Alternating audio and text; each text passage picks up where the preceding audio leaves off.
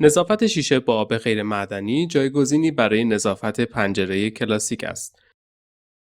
این فرایند نظافت غیر شیمیایی به ویژه برای شیشه‌های رفلکس بیرون از اتاق که دسترسی به آنها دشوار است مناسب است. اقدامات احتیاطی عمومی ایمنی و اقدامات حفاظتی در تمامی عملیات نظافت باید رعایت شود. با توجه به محیط و سطح حساس ممکنه به مواد پوشش دهنده و چسبنده نیاز باشد. یک پادری تمیز کننده کفش، علامت خطر لیز خوردن و تجهیزات حفاظت فردی لازم مانند دستکش، عینک و کفش ایمنی.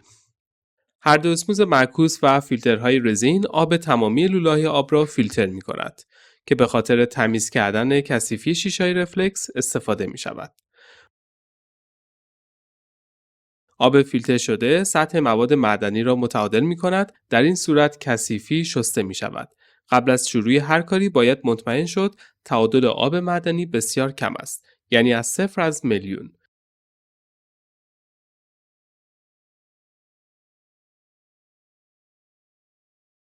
ابتدا برای شیشه‌های رفلکس کثیفی درشت یعنی دانه‌های ریگ، گرد و غبار و غیره باید با آب شسته شود.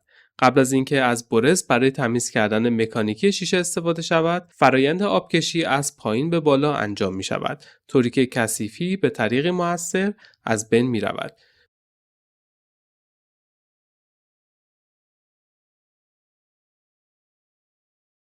خصوصا این خیلی مهم است که اطمینان حاصل شود که شیشه‌های رفلکس کاملا پاک و آبکش شده است، به طوری که خشک شدن بدون لکه تضمین می شود.